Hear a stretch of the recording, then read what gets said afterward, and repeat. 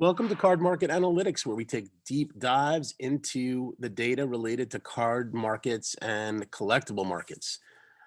Please like, subscribe, and put the notification button on. We try to put out as much deep dive data as possible to help you, our viewers, with their card decisions, whether it's which company to grade with, as we'll talk about today, when to sell a card, when to buy a card, what answer questions that we all have in the hobby. So let's talk about today's data.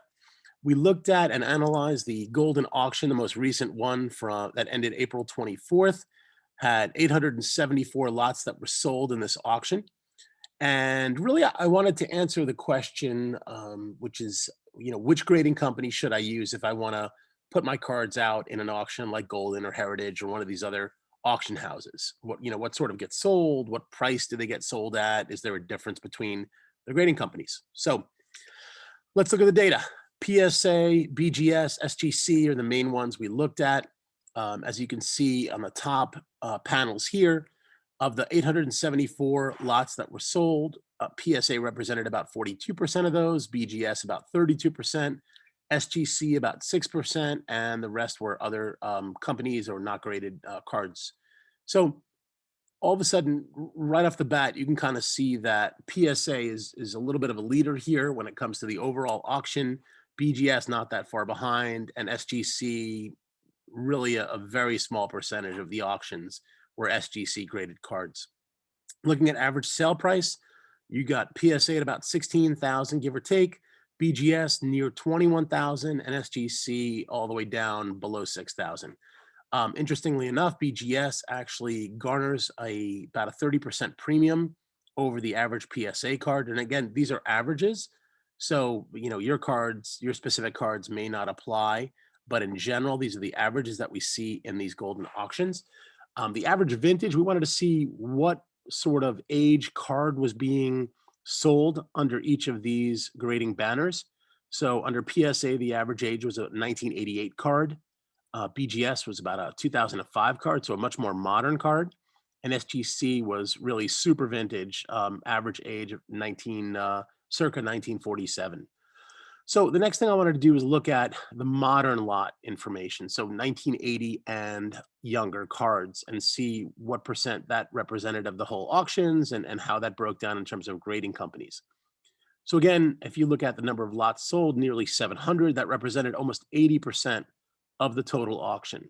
So really, 1980 and up is most of what you'll see in these auctions.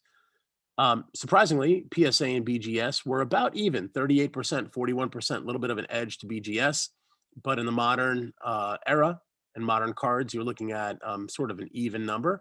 And as you would imagine, given the average vintage of SGC, there were really, 2% of these modern auctions were actually SGC cards. So again, wanted to look at average sale price. And again, BGS dominated PSA by about 35% or so. And yeah, I mean, just premium pricing for BGS cards. And again, it's may be that BGS is more what people were using because PSA was closed, or it could be any number of reasons. But or maybe BGS is more the place to go with one of ones and rookie patch autos and things like that. All the auto cards.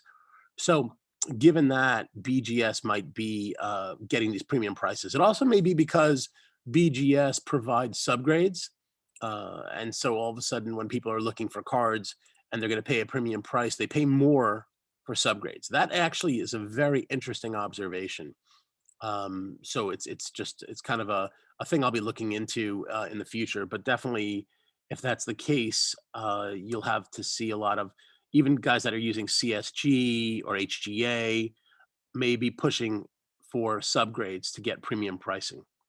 Anyway, so that's it. That's the overview of the auction. I'll try to do these for every golden auction and see if the data changes. Again, we're going to be deep diving into a number of other topics that are interesting coming up.